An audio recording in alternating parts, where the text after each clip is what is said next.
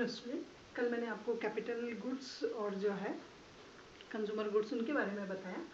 अब आज मैं आपको बता रही हूँ उसी का, ये 12th का ही टॉपिक है आपके 12th CBSE इकोनॉमिक्स कॉमर्स। तो उसमें से है आज मैं आपको बता रही हूँ कुछ कॉन्सेप्ट। एक तो है ग्रॉस इन्वेस्टमेंट की, एक है नेट इन्वेस्टमेंट की और है डेप्रिसिएशन की, कि रियल में हमारी इकोनॉमिक में कैपिटल गुड्स तो परचेज किए जाते हैं, कैपिटल गुड्स का कंस्ट्रक्शन होता है या प्रोडक्शन होता है, बट एटलीस्ट ग्रॉस इन्वेस्टमेंट क्या होता है, नेट इन्वेस्टमेंट क्या होता है और डेप्रिसिएशन की जो है ये क्या कॉन्सेप्ट है तीनों का।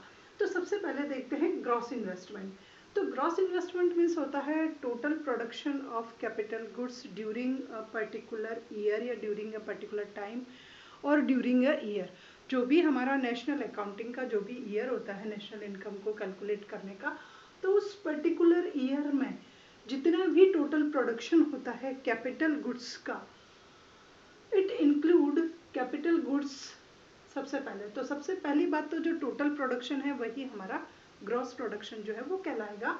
और उसमें हम क्या इंक्लूड करते हैं, इस ग्रॉस इन्वेस्टमेंट में हम क्या इंक्लूड करते हैं, तो जो टोटल प्रोडक्शन हुआ कैपिटल गुड्स का, एटलीस्ट सबसे पहली बात तो वही ग्रॉस इन्वेस्टमेंट हो गया।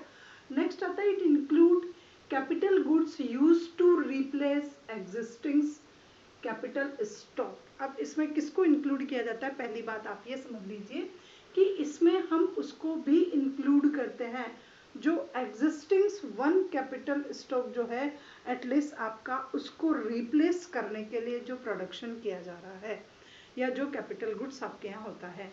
तो एग्जिस्टिंग वन से सपोज कीजिए अभी ये काम कर रहा है, अब इसको रिप्लेस करने के लिए मैं कुछ मैनेज करती हूँ, कुछ प्रोविज़न प्रिपेयर करती हूँ कि यार ये 10 साल तक चलेगा, इसके बाद ये तो ख़राब हो जाएगा तो मुझे नया लाना है। तो जो एग्जिस्टिंग वन है उसको रिप्लेस करने के लिए अगर कोई प्रोविज़न प्रिपेयर किया जाता है तो this is also include in gross investment. उसको हम ग्रॉस इन्वेस्टमेंट में इंक्लूड करते हैं and it is known as depreciation. इस टर्म को हम डेप्रिसिएशन के नाम से जानते हैं। वापस समझ लो, सबसे पहले gross investment means total production of capital goods during a year in a particular year. जो भी टोटल प्रोडक्शन होगा कैपिटल गुड्स का वो आपका ग्रॉस कहलाएगा। It include capital goods use to replace existing capital stock. तो जो एग्जिस्टिंग आपका कैपिटल स्टॉक है उसको रिप्लेस करने के लिए भी जो होता है वो भी इसमें इंक्लूड होता है and it is known as depreciation. उसको हम डेप्रिसिएशन के नाम से जानते हैं। Second, it include capital goods as net addition in existing capital stock. और जो अभी जो हमारा है उसमें कुछ और ऐड करने के लिए भी अगर कुछ प्रोड्यूस किया जाता है तो भी वो इसमें इंक्लूड किया जाएगा and it is known as net investment. तो उसको हम नेट इन्वेस्टमेंट के नाम से कहेंगे। तो जो हमारा अभी एग्जिस्टिंग है इसमें मैं ऐड करने के लिए कुछ और प्रोड्यूस कर लेती हूँ कि सपोज कीजिए मेरे पास एक है और ऐसे मैंने दो और इसमें नेट एडिशन कर दिया, तो मेरा जो है ये तो मेरा है ही और इसमें मैंने और ऐड कर दिया, तो ये जो प्रोडक्शन हुआ मेरा वो मेरा कहलाएगा नेट प्रोडक्शन, कि ये मेरा नेट प्रोडक्शन जो आया। तो जो नेट एडिशन कर दिया मैंने, नेट एडिशन कितने का हुआ, 2 का हुआ। Net addition to existing capital stock, पहला वाला जो कैपिटल स्टॉक था उसमें नए एडिशन करने वाले को भी इसमें इंक्लूड किया जाता है। It is known as net investment.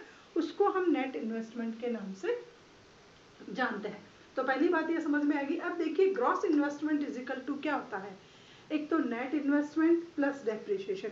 इन दोनों को जब हम ऐड कर देते हैं तो वो हमारा निकल करके आ जाता है ग्रॉस इन्वेस्टमेंट। किसी भी कंट्री में एक पर्टिकुलर टाइम पीरियड में जो नेट इन्वेस्टमेंट होता है, जो इंक्रीमेंट होता है वो, और प्लस डेप्रिसिएशन के लिए कोई प्रोविज़न होता है वो, तो ये दोनों मिलकर के जो कहलाएंगे वो हमारा ग्रॉस इन्वेस्टमेंट होगा। और नेट इन्वेस्टमेंट निकालने का वही फार्मूला है, ग्रॉस में से इसको माइनस कर देंगे डेप्रिसिएशन को, तो हमारा नेट इन्वेस्टमेंट जो है वो हमारा निकल करके आ जाएगा। अब what is the significance to calculate net investment और ग्रॉस इन्वेस्टमेंट। अब इसका सिग्निफिकेंस क्या है कि why do we calculate net investment. हमें नेट इन्वेस्टमेंट को कैलकुलेट करने की इतनी क्या ज़रूरत है जब हमारे पास ग्रॉस इन्वेस्टमेंट आता है। लेकिन नेट इन्वेस्टमेंट को कैलकुलेट करने का कुछ सिग्निफिकेंस भी है। सबसे पहला, it show the stock, it increase the stock of capital. अब ये जो है वो आपको ये बता रहा है कि रियल कैपिटल स्टॉक में रियल में कितना इंक्रीमेंट हुआ। पहले मेरा कैपिटल स्टॉक एक ही था, फिर मैंने आपको बताया कि मैंने 2 का और प्रोडक्शन कर लिया। तो 2 का जब मैंने और प्रोडक्शन कर लिया इस स्टाइल से, तो ये मेरा नेट इंक्रीमेंट बता रहा है कि रियल में कैपिटल स्टॉक में इंक्रीमेंट कितना हुआ।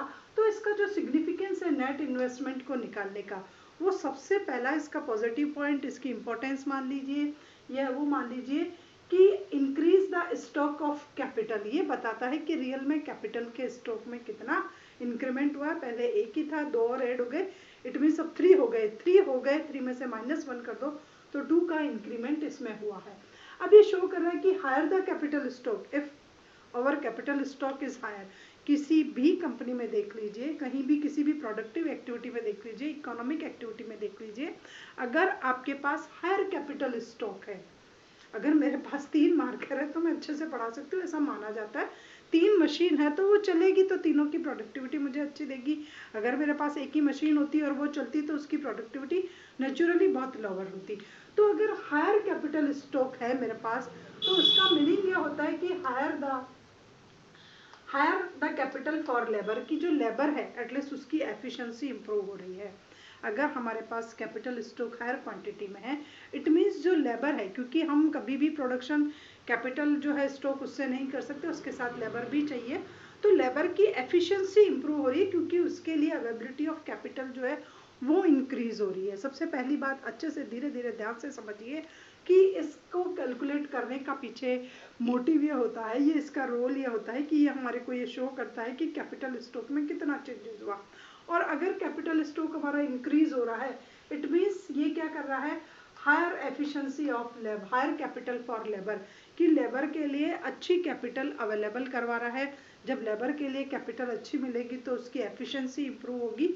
लेबर की क्या होगी, एफिशिएंसी इंप्रूव होगी, वो अच्छा से काम करेगा, उसकी प्रोडक्टिविटी इंप्रूव होगी। तो क्या होगा कि हायर एम्प्लॉयमेंट अपॉर्चुनिटी जनरेट होगी, हायर एम्प्लॉयमेंट अपॉर्चुनिटी उस कंट्री में जो है वो जनरेट होगी, और हायर प्रोडक्शन होगा, हायर प्रोडक्शन कैपेसिटी हो जाएगी, और हमारी ग्रोथ रेट भी हायर हो जाएगी। तो ये कह रहा है कि अगर किसी भी इकोनॉमिक में नेट इन्वेस्टमेंट जो है वो अगर हायर होता है, नेट इन्वेस्टमेंट अगर हायर होता है कैपिटल गुड्स में, तो उसका मीनिंग ये होता है कि बी पॉजिटिव होता है, एफिशिएंसी इंप्रूव होती है, प्रोडक्टिविटी इंप्रूव होती है हमारी जो है, और जो ग्रोथ रेट है एटलीस्ट वो भी पावरफुल हो जाती है। तो यहाँ पर आपको अभी 2 कॉन्सेप्ट बताइए मैंने आपको, gross investment and net investment. Then what is the difference between gross and net investment, इन दोनों में एटलीस्ट डिफरेंस क्या है। तो सबसे पहला डिफरेंस इन दोनों में ये है कि gross investment it include the expenditure bye producer purchase on new assets. सबसे पहली बात देखिए, ग्रॉस इन्वेस्टमेंट जो है हमारा एटलीस्ट उसमें हम क्या इंक्लूड करते हैं, किस स्टाइल के एक्सपेंडिचर को आप उसमें इंक्लूड करोगे, किस स्टाइल के एक्सपेंडिचर इसमें आते हैं कि जो एक्सपेंडिचर बाय प्रोड्यूसर, सबसे पहले ग्रॉस इन्वेस्टमेंट में वो एक्सपेंडिचर आएंगे जो प्रोड्यूसर के थ्रू किस पर किए जाते हैं, परचेज ऑफ न्यू एसेट्स। अगर उसने कोई न्यू एसेट्स परचेज की है प्रोड्यूसर ने, तो एटलीस्ट उसमें वो जो होंगे वो सारे एक्सपेंडिचर जो है वो इंक्लूड होंगे, एंड रिप्लेसमेंट एग्जिस्टिंग वन, और इसमें वो एक्सपेंडिचर भी होंगे जो हमारी जो आपकी अभी एग्जिस्टिंग्स है उसको रिप्लेस करने के लिए आप कोई एक्सपेंडिचर करते हो। पहली बात ध्यान से समझ लो कि जो ग्रॉस इन्वेस्टमेंट है, ग्रॉस इन्वेस्टमेंट में हम किस किस एक्सपेंडिचर को इंक्लूड करते हैं। तो ग्रॉस इन्वेस्टमेंट में प्रोड्यूसर के वो टोटल एक्सपेंडिचर इंक्लूड होंगे जो किसी प्रोड्यूसर ने किसी न्यू एसेट्स को परचेज करने में लगाए। सबसे पहली बात, किसी न्यू एसेट्स को परचेज करने में अगर प्रोड्यूसर किसी स्टाइल का कोई एक्सपेंडिचर करता है, then it is included in gross investment. दूसरा इसमें और एक्सपेंडिचर कौन सा आता है, एंड रिप्लेसमेंट एग्जिस्टिंग वन, और अगर मैं इसको रिप्लेस करने के लिए भी कोई एक्सपेंडिचर करती हूँ, then it is also include in gross investment. Suppose कीजिए कि मेरी ये मशीन पुरानी हो जाएगी 10 साल में, तो मुझे इसको रिप्लेस करने के लिए कुछ एक्सपेंडिचर करने होते हैं। अभी मैं 1000 रुपये अभी बचाऊँ तो 10 साल में 10,000 हो जाएंगे, तो मैं न्यू मशीन परचेज कर लूँगी। तो जो 1000 मैं पर ईयर डाल रही हूँ किसी फंड में या रिजर्व में, then it is also included in gross investment. तो जो रिप्लेसमेंट होता है एग्जिस्टिंग वंस का, उसका जो एक्सपेंडिचर होता है एटलीस्ट वो भी इसमें इंक्लूड होता है। जबकि आपके नेट में क्या इंक्लूड होता है, अब बात लेते हैं नेट इन्वेस्टमेंट की। ये तो समझ में आ गया कि इसमें कौन सा एक्सपेंडिचर आएंगे। अगर आपने न्यू एसेट्स को परचेज करने का कोई प्रोड्यूसर ने किया है और ऐसा एक्सपेंडिचर जो रिप्लेस कर रहा है आपकी एग्जिस्टिंग वंस को, तो वो इसमें इंक्लूड किया जाएगा। जबकि इसमें ओनली जो है वही एक्सपेंडिचर आपका नेट में होगा on purchase of new assets. इसमें ओनली एक ही एक्सपेंडिचर आता है जो किसी प्रोड्यूसर ने न्यू एसेट्स को परचेज करने में किया हो, तो एटलीस्ट वही एक्सपेंडिचर जो है वो नेट इन्वेस्टमेंट में लिया जाएगा। कि मुझे कोई मतलब नहीं है कि इसको कब रिप्लेस करूंगा, इससे कोई मतलब नहीं है। अगर मैंने नया खरीदा है, सपोज कीजिए मैंने ये अभी नई मशीन परचेज की है, तो जो इस नई मशीन के प्राइस है, मशीन मान लीजिए अभी आप इसको, तो जो ये नई मशीन के जो प्राइस है, इसके 10 है, इसके भी 10 है, 10,000, 10 लाख, 10 करोड़ कुछ भी मान लो, तो जो मैंने नेट अभी एक्सपेंडिचर किए इस न्यू को परचेज करने के लिए, तो एटलीस्ट वही इसमें ऐड होंगे। तो पहली बात तो एक्सपेंडिचर को लेकर के इन दोनों के बीच में डिफरेंस है कि ग्रॉस इन्वेस्टमेंट में जो इंक्लूड किया जाता है वो एक्सपेंडिचर कौन सा होता है, न्यू एसेट्स को परचेज करने का भी, and replacement of existing one जो भी अभी चल रही है उसको रिप्लेस करने के लिए क्या एक्सपेंडिचर करना वो भी होगा। जबकि ग्रॉस नेट इन्वेस्टमेंट में हम ओनली जो न्यू एसेट्स को परचेज कर रहे हो, प्रोड्यूसर अगर किसी न्यू एसेट्स को परचेज कर रहा है तो एटलीस्ट वही एक्सपेंडिचर इसमें जो है इंक्लूड किया जाएगा। नेक्स्ट बात आती है कि ग्रॉस इन्वेस्टमेंट जो होता है, ग्रॉस इन्वेस्टमेंट इसको हम रिप्लेसमेंट इन्वेस्टमेंट भी बोल सकते हैं। ग्रॉस इन्वेस्टमेंट में रिप्लेसमेंट इन्वेस्टमेंट भी इंक्लूड होता है, क्योंकि मैंने आपको बताया ना कि एग्जिस्टिंग वंस को रिप्लेस करने के लिए किया जाता है। तो इसमें हम किसको, it also included replacement investment expenditure, ये उसको भी इंक्लूड करता है, जबकि it not include replacement investment. Net investment में हम उसको इंक्लूड नहीं करते हैं। तो सेकंड डिफरेंस किसका हो गया, इट इंक्लूड रिप्लेसमेंट एक्सपेंडिचर और इन्वेस्टमेंट दोनों एक ही बात है, ये उसको इंक्लूड करता है। And it do not include या डज नॉट इंक्लूड, जो भी लगाना चाहो, नॉट इंक्लूड लिख लो, इट नॉट इंक्लूड। तो सेकंड डिफरेंस आपका ये हो गया कि इसमें इसको इंक्लूड किया जाता है आपके रिप्लेसमेंट इन्वेस्टमेंट को, जबकि नेट जो होता है आपका इन्वेस्टमेंट, उसमें हम रिप्लेसमेंट इन्वेस्टमेंट को इंक्लूड नहीं करते हैं। उसके बाद इसका थर्ड आता है कि ये जो है it does not show the net addition of capital in capital stock, की आप ये जो है ग्रॉस इन्वेस्टमेंट ये शो नहीं करता है कि रियल में नेट एडिशन कितना हुआ, नेट एडिशन कैपिटल स्टॉक में कितना हुआ, ये उसको शो नहीं करता है। And it show the net addition in capital stock, की कैपिटल स्टॉक में नेट एडिशन कितना हुआ है उसको ये जो है इन्वेस्टमेंट वो शो करता है। अब ये शो क्यों नहीं करेगा, क्योंकि इसमें डेप्रिसिएशन इंक्लूड इसलिए शो नहीं करता है, और ये शो करता है कि रियल में अभी नया स्टॉक कैपिटल स्टॉक कितना आया। तो this is the difference between gross investment and net investment. ये उन दोनों के बीच का जो आपका अंतर है वो ये डिफरेंस है जो इतना है। अब है कॉन्सेप्ट ऑफ डेप्रिसिएशन। अब आपको डेप्रिसिएशन के बारे में बताना है, क्योंकि तीसरी जो कॉन्सेप्ट थी वो थी आपकी डेप्रिसिएशन की।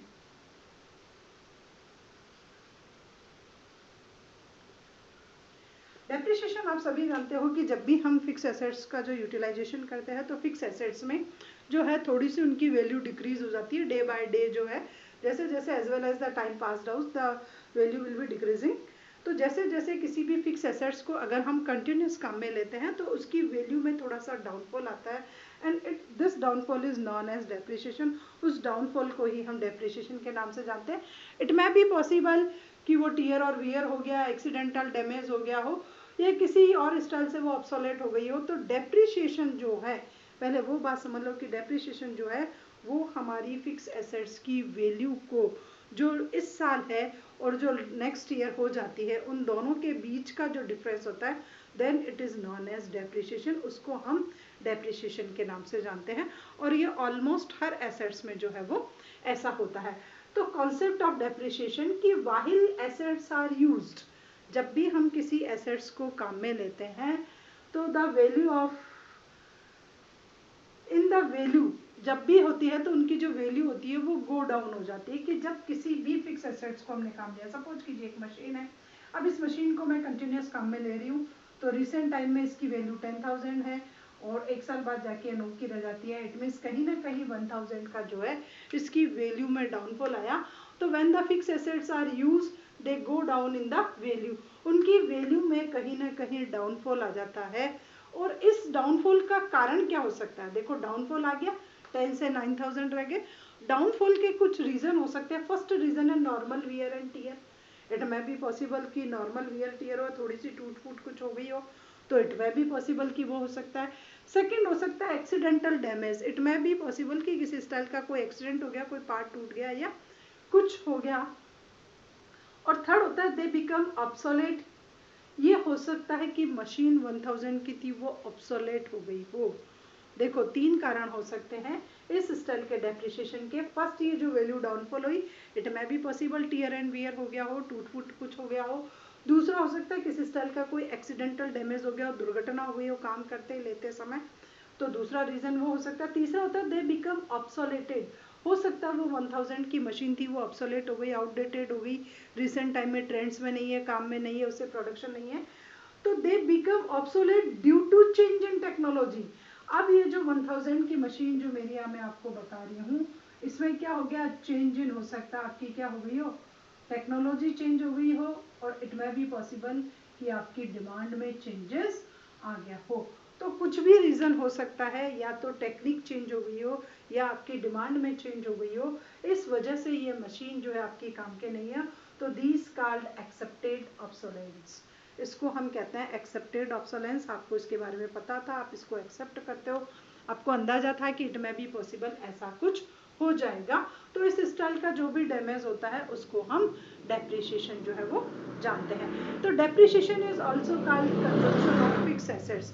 डेप्रिसिएशन को हम कंजम्पशन ऑफ फिक्स एसेट्स के नाम से भी जानते हैं, कि ये 1000 की जो फिक्स एसेट्स थी एटलीस्ट वो हमने कंज्यूम कर ली, क्योंकि प्रोडक्शन की प्रोसेस में कहीं ना कहीं जाकर के उस 1000 की एसेट्स को कंज्यूम कर लिया गया, इस वजह से इस स्टाइल का इसमें डाउनफॉल आया है। तो this is also called the consumption of fix asset.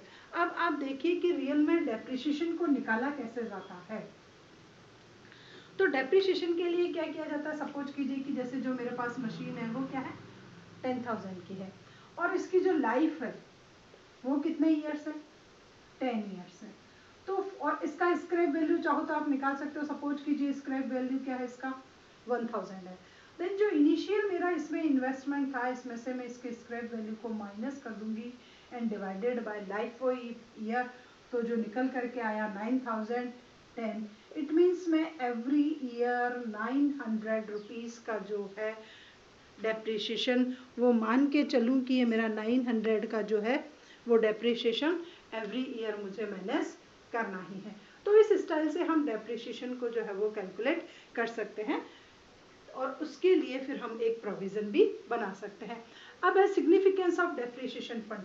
अब जो ये मैंने 900 एवरी ईयर ट्रांसफर किए किसी फंड में, ताकि 10 साल बाद ये वापस 9000 हो जाएंगे, और 9000 से मुझे मेरी मशीन को परचेज करने में कुछ हो सकता है हेल्प मिल जाए, तो इतनी ज़्यादा बिजनेस पे बर्डन नहीं आएगी। इसलिए डेप्रिसिएशन का फंड जो है वो किसी प्रोड्यूसर के थ्रू प्रिपेयर किया जाता है, ताकि आफ्टर सम टाइम आपको जब न्यू मशीन्स परचेज करनी पड़े, चाहे वो टेक्निक के लिए हो, चाहे आपकी डिमांड चेंज हो गई आपके प्रोडक्ट की, किसके लिए। अब ये कह रहा है कि what is the significance of depreciation fund. आपने जो ये डेप्रिसिएशन फंड प्रिपेयर किया है, यहाँ पर मैंने बताया ना कि 900 रुपीज़ एवरी ईयर है, तो एक डेप्रिसिएशन फंड में हर साल 900 प्लस करती जाऊंगी, और इस स्टाइल से एक फंड जो है वो मेरा प्रिपेयर हो जाएगा। तो what is the importance of this fund.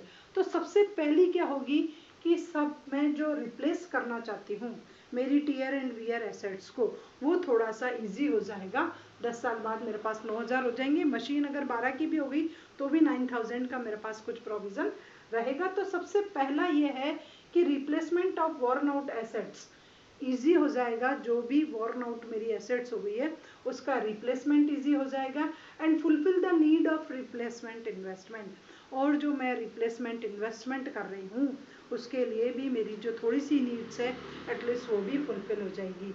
देखो, पहला रिप्लेसमेंट ईजी हो जाएगा, न्यू मशीन परचेज करना ईजी हो जाएगा, रिप्लेसमेंट इन्वेस्टमेंट में आपकी जो भी नीड्स है आपको उसमें जो है वो हेल्प मिलेगी। तो इसलिए ये फंड जो है हम प्रिपेयर करते हैं। अब सपोज कीजिए कि कोई फर्म ये प्रिपेयर नहीं करती है या कम करती है, तो अगर आपका डेप्रिसिएशन फंड आपने लोअर प्रिपेयर कर रखा है तो इसके बहुत सारे हार्मफुल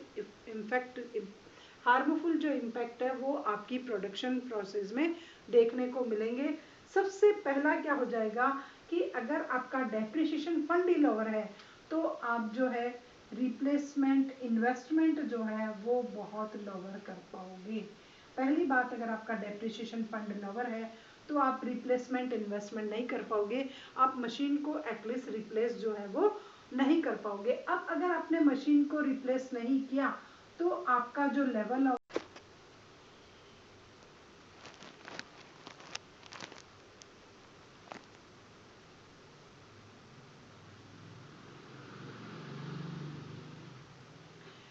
तो इससे पहले मैं आपको बता रही थी कि रियल में अगर किसी फर्म ने डेप्रिसिएशन के लिए जो फंड है वो प्रॉपर प्रिपेयर नहीं किया है, तो डेप्रिसिएशन के लिए अगर कोई फर्म प्रॉपर जो है फंड प्रिपेयर नहीं करती है तो उसका बेसिक ये नुकसान होता है उस फर्म को कि वो जो है इन फ्यूचर वो फर्म जो है किसी स्टाइल की फिर अपनी फिक्स एसेट्स को इजी गोइंग रिप्लेस नहीं कर पाएगी। तो अगर आपका डेप्रिसिएशन का फंड लोअर है इट मीन्स आपका रिप्लेसमेंट इन्वेस्टमेंट जो है वो लोअर होगा, और जब आपका रिप्लेसमेंट इन्वेस्टमेंट लोअर होगा इट मीन्स लेबर की एफिशिएंसी इंप्रूव नहीं होगी, लेबर अच्छे से काम नहीं करेगा, आपकी प्रोडक्टिविटी जो है वो लोअर हो जाएगी, एम्प्लॉयमेंट लोअर हो जाएगा, income lower, then again investment lower. तो इस स्टाइल का जो है एक सर्कल जो है वो इकोनॉमिक में चलने लग जाएगा। इसीलिए जो प्रोड्यूसर होता है वो उसके लिए पहले से ही प्रिपेयर रहता है और उसको मैनेज कर करके चलता है, और एक डेप्रिसिएशन का फंड जो है वो अपनी फर्म में प्रिपेयर करके रखता है ताकि इस स्टाइल की किसी प्रॉब्लम को उसको फेस नहीं करना पड़ता है। अब हमारे पास ऑब्सोलेंस, तो there are two types of obsolescence, first is accepted and second is unaccepted obsolescence. अब ऑब्सोलेंस जो होते हैं वो टू टाइप्स के होते हैं किसी भी इसमें। अब इनमें से ये होता है कि एक्सेप्टेड ये होता है जिसके लिए प्रोड्यूसर पहले से प्रिपेयर होता हो, प्रोड्यूसर को पता है कि इट मे बी पॉसिबल कि ऐसी कोई प्रॉब्लम फेस करनी पड़ सकती है जिससे मेरी फिक्स एसेट्स की वैल्यू में जो है वो किसी स्टाइल का लॉस हो जाए या मेरी फिक्स एसेट्स की वैल्यू डाउनफॉल हो जाए, then it is known as accepted.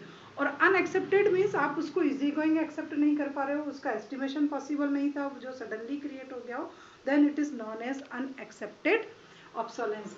Then accepted obsolescence means क्या होता है कि loss of value in fix assets.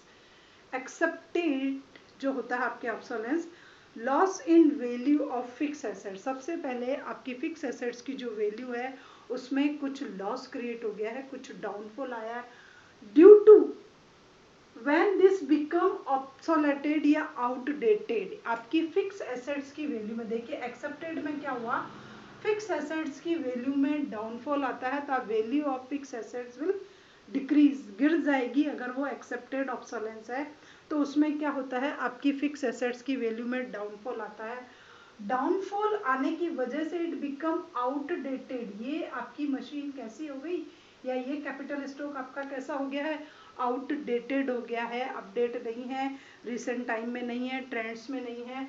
Outdated होने के कुछ रीजन हो सकते हैं। आउटडेटेड क्यों हुआ, आपकी फिक्स एसेट्स की वैल्यू में डाउनफॉल आया ड्यू टू आउटडेटेड, या आउटडेटेड हो गई। आउटडेटेड क्यों हुई, क्योंकि change in technique and change in demand, आपकी डिमांड भी बदल गई है और आपकी टेक्निक में भी चेंज हो गया। तो डिमांड और टेक्निक दोनों में चेंजेस होने के बिहाफ पे अब आपकी ये जो फिक्स एसेट्स है वो क्या हो गई है, आउटडेटेड हो गई है। तो एक्सेप्टेड जो ऑब्सोलेंस क्रिएट होते हैं वो प्रोड्यूसर के थ्रू इजी गोइंग एक्सेप्ट किए जाते हैं, प्रोड्यूसर उनका एस्टिमेशन लगा लेता है और वो एक्सेप्ट कर लेता है इजी गोइंग इस बात को। तो accepted by producer, easy going producer के थ्रू एक्सेप्टेड किए जा सकते हैं। क्यों, क्योंकि उसको ऐसी नॉलेज हो जाती है, उसको ऐसा एक्सपीरियंस होता है मार्केट का, अपने बिजनेस का, इस वजह से उसको नॉलेज होती है कि ऐसे लॉस क्रिएट हो सकते हैं, ऐसी फिक्स एसेट्स में वैल्यू जो है वो डाउनफॉल जा सकता है। तो पहले ये समझ में आ गया कि एक्सेप्टेड जो है ऑब्सोलेंस वो किस लिए क्रिएट हुए, आपकी फिक्स एसेट्स की वैल्यू डाउनफॉल हो गई। फिक्स एसेट्स की वैल्यू के डाउनफॉल होने के पीछे जो रीज़न थे वो ये थे कि आपकी फिक्स एसेट आउटडेटेड हो गई। आउटडेटेड क्यों हुई, क्योंकि आपकी टेक्निक चेंज हो गई, या जो है कंट्री में डिमांड, इकोनॉमिक में डिमांड चेंज हो गई, इस वजह से वो हो गई। और ऐसे का एस्टिमेशन लगाना ईजी है, वो अपने एक्सपीरियंस के बिहाफ पे, अपनी नॉलेज के बिहाफ पे उसका कुछ वो लगा लेता है एस्टिमेशन, और एस्टिमेशन लगा करके वो उसके लिए ब्रीफ प्रिपेयर रहता है, पहले से ही प्रिपेयर है, वो इस लॉस को बियर करने की टेंडेंसी अपने में क्रिएट कर चुका होता है। अब होता है अनएक्सेप्टेड। अनएक्सेप्टेड जो होते हैं वो ऑब्सोलेंस, वो अलग स्टाइल के होते हैं। इनमें भी आपकी फिक्स एसेट्स की वैल्यू डाउन हो जाती है। इसमें भी क्या होगा कि the loss of fix assets की वैल्यू का लॉस हो गया, नुकसान हो गया ड्यू टू नेचुरल क्लेमिटीज। कंट्री में क्या आ गए, इकोनॉमिक में कुछ नेचुरल क्लेमिटीज क्रिएट हो गए, ड्रॉट आ गया, फेमिन आ गया, फ्लड आ गया, अर्थक्वेक आ गया। इस स्टाइल के कोई आपके क्या आ जाते हैं, कुछ ऐसे नेचुरल क्लेमिटीज क्रिएट हो जाती है जिससे आपकी फिक्स एसेट्स जो है उसका नुकसान हो जाता है। या फिर fall in market value of assets, second reason है fall in market value of assets due to recession. Crisis आ गया, इकोनॉमिक जो है डिप्रेशन आ गया, मंदी आ गई, डिफ्लेशन क्रिएट हो गया, कुछ भी हो गया, तो fall in market value of assets due to recession. Recession की वजह से मार्केट वैल्यू एसेट्स की जो थी वो डाउनफॉल हो गई। तो अनएक्सेप्टेड में भी क्या हुआ, लॉस हुआ आपके फिक्स एसेट्स का। लॉस क्यों हुआ, क्योंकि नेचुरल क्लेमिटीज आपकी इकोनॉमिक में क्रिएट हो गए जिन्होंने पूरी आपकी एसेट्स को डिस्ट्रॉय कर दिया। दूसरा, आपकी एसेट्स की वैल्यू में फॉल डाउन आया, और फॉल डाउन आने के पीछे रीज़न था इकोनॉमिक क्राइसिस या रिसेशन जो था, आपने उसका एस्टिमेशन ही नहीं लगाया, आप पहले से प्रिपेयर नहीं थे उसके लिए, आपको ऐसी नॉलेज नहीं थी, ऐसा कोई एक्सपीरियंस नहीं था कितने टाइम के बाद रिसेशन जैसी सिचुएशन आती है, तो इस वजह से आपका ये नुकसान हुआ। तो it is called loss of capital, इसको हम कहते हैं लॉस ऑफ कैपिटल के नाम से हम इसको जानते हैं। And it is not a part of depreciation, और ये डेप्रिसिएशन का पार्ट नहीं है। तो अनएक्सेप्टेड ऑब्सोलेंस जो होते हैं, it is not a part of depreciation, आप उसके लिए वेल प्रिपेयर नहीं थे। It is known as capital loss, उसको हम कैपिटल लॉस के नाम से जानते हैं। नेचुरल क्लेमिटीज की वजह से क्रिएट होते हैं, या इकोनॉमिक में क्राइसिस आ गए उस वजह से क्रिएट होता है। Then what is the difference between accepted and unaccepted, दोनों के बीच में क्या डिफरेंस है। Then loss in the value या fall in the value of fix assets, इसमें भी आपकी फिक्स एसेट्स की जो वैल्यू है उसमें फॉल आता है, डाउनफॉल आता है। फिक्स एसेट्स की वैल्यू है जो डिक्रीज हो जाती है due to change in demand और चेंज इन टेक्नोलॉजी। लेकिन दो मेन रीजन होते हैं, change in demand and change in technology. इस वजह से आपकी जो है फिक्स एसेट्स की वैल्यू डाउन हो गई। देखिए, फॉल इन फिक्स एसेट्स की वैल्यू सेम वही है, फिक्स एसेट्स की वैल्यू गिरेगी, पर रीजन अलग है। क्या रीजन है, change in demand and change in technology. यहाँ भी fall in the value of fix assets, यहाँ भी आपकी फिक्स एसेट्स की वैल्यू में डाउन हुआ है, पर उसका रीजन क्या है, ड्यू टू रेसेशन। एक तो रेसेशन और एक नेचुरल क्लेमिटीज, दो मेन रीजन है, या तो नेचुरल क्लेमिटीज की वजह से या फिर आपके रेसेशन की वजह से क्रिएट हुआ है। And it is a part of depreciation. हम इसको किससे फुलफिल कर सकते हैं, it is a part of depreciation, उसके लिए आप प्रिपेयर थे, आपने पहले से ही इसको इंक्लूड कर रखा है, आपने इनके लिए प्रोविजन है, आप डेप्रिसिएशन प्रिपेयर कर रखे हैं। And it is not a part of depreciation, ये डेप्रिसिएशन का पार्ट नहीं है, इसके लिए किसी स्टाइल का कोई भी फंड जो है वो आप प्रिपेयर करके नहीं रख सकते हैं। It is a point of capital losses, इसको हम कैपिटल लॉसेज के नाम से जानते हैं, पूंजी का नुकसान के नाम से जाना जाता है। तो इसके लिए आपने कोई प्रोविजन प्रिपेयर नहीं किया था। उसके बाद है it is managed by through the depreciation fund. जो भी आपके एक्सेप्टेड ऑब्सोलेंस होते हैं, it can be manage with the help of depreciation fund. उनको हम जो डेप्रिसिएशन फंड प्रिपेयर करते हैं उनसे फिर हम मैनेज कर लेंगे, उस फंड में से पैसा निकाल करके उसको मैनेज वापस किया जाता है। And it is not manage through the depreciation fund. इनमें डेप्रिसिएशन फंड जो है वो यूज़ नहीं आता। It is manage through the insurance provision, उसको हम इंश्योरेंस प्रोविज़न के थ्रू मैनेज कर सकते हैं। आप कहीं से इंश्योरेंस ले सकते हो, उसका प्रीमियम पे कर सकते हो, और इंश्योरेंस लेकर के उसका प्रीमियम पे करने के बाद जब इस स्टाइल का लॉस क्रिएट हो जाता है तो आपको इंश्योरेंस कंपनी जो है वो उस लॉस को फुलफिल कर पाती है। तो इसको भी मैनेज किया जा सकता है, इसको भी मैनेज किया जाता है, पर मैनेज के इंस्ट्रूमेंट जो है वो अलग अलग है। It is manage by depreciation fund and it can be manage through the insurance policy और इंश्योरेंस प्रोविज़न। आप कुछ भी कर लीजिए, उसके थ्रू इसको मैनेज किया जाता है। Loss while this are continuously used in the production process. ये लॉस क्यों होता है इस सिस्टम का, एक्सेप्टेड लॉस क्यों होता है? एक्सेप्टेड लॉस के जो क्रिएट होने के पीछे लॉजिक है वो ये है कि आपकी जो फिक्स एसेट्स है वो प्रोडक्शन की प्रोसेस में कंटिन्यूस यूज में आ रही है, day by day, year by year आप उसको यूज में ले रहे हो, तो उसका जो फ्लोएशन, उसका जो फ्लो है, उसका जो कंटिन्यूस यूटिलाइजेशन है, इस वजह से इस स्टाइल के एक्सेप्टेड लॉस जो होते हैं वो क्रिएट होते हैं। तो लॉस क्रिएट होने का वजह क्या हुआ कि आप उस कैपिटल गुड्स को कंटिन्यूस प्रोडक्शन की प्रोसेस में जो है यूज कर रहे हो, इस वजह से ये हुए। और ये हुआ loss while these are not used. इसमें क्या होता है, loss while these are not used, आप उनका यूज नहीं भी कर रहे हो तो भी ऐसा नुकसान हो सकता है। फैक्ट्री बंद पड़ी है, रात को तूफान आ गया, फ्लड आ गया, कुछ भी आ गया, आपने यूज नहीं किया लेकिन अपने आप ही आ गया, आप अभी चल रहा है और वैसे चल रहा है ये टाइम पीरियड, इसके बाद अगर क्राइसिस क्रिएट हो जाता है तो आपकी फैक्ट्री की वैल्यू अपने आप ही डाउनफॉल आ जाएगी। तो ये लॉस तब भी हो सकता है जब आप इसको काम में नहीं ले रहे हो, बट ये लॉस ओनली तभी क्रिएट होता है जब आप उसका क्या कर रहे थे, कंटिन्यूस यूटिलाइजेशन कर रहे थे। अब आता है there are two terms, stock and flow. हमारे पास दो टर्म आती है, एक होता है स्टॉक और एक होता है फ्लो। स्टॉक पर्टिकुलर हम जो कहते हैं एक ऐसी चीज को कहते हैं कि मेरे पास इतना स्टॉक है, मेरे पास अभी 100 टन जो है वो है, या जो भी कुछ है। तो स्टॉक जो होता है जो आपने जमा कर रखा है, डिपॉजिट कर रखा है, जो आपके पास एक पॉइंट ऑफ डेट के दिन जो बैलेंस होता है उसको हम कहते हैं स्टॉक। और फ्लो का मतलब होता है आपका कंटिन्यूस इनकमिंग एंड आउटगोइंग चल रहा है, या तो आ रहा है या फिर जा रहा है, तो आने वाला भी फ्लो कहलाएगा और जाने वाला भी आपका फ्लो कहलाएगा। तो there are two term in your production, first is stock and second is flow. then stock is a quantity. stock क्या है, एक quantity है, किसी भी चीज का अगर आपको stock करना हो तो stock is a quantity measured at a particular time. उसको आप किसी एक पर्टिकुलर टाइम पर उसको कैलकुलेट कर रहे हो, इवेल्युएट कर रहे हो, उसकी काउंटिंग कर रहे हो, उसका एस्टिमेशन लगा रहे हो, कुछ भी कर रहे हो। तो स्टॉक जो है एक क्वांटिटी है जिसको आप एक पर्टिकुलर टाइम पर जो है वो आप उसका मेजरमेंट कर रहे हो। Where flow is a quantity of measure over a specific period of time, जबकि फ्लो जो है वो भी आपकी क्वांटिटी है बट उसको कैलकुलेशन कब किया जाता है, एक पीरियड ऑफ टाइम पे। आप एक पर्टिकुलर पीरियड ऑफ टाइम ले रहे हो, फिर उसका जो है वो आप चेक कर रहे हो कि मेरा फ्लो कितना रहा। तो इसमें स्पेसिफिक पीरियड ऑफ टाइम, एक लॉन्ग टाइम पीरियड जो है वो आता है, फिर आप इसका जो है वो कैलकुलेशन करते हो।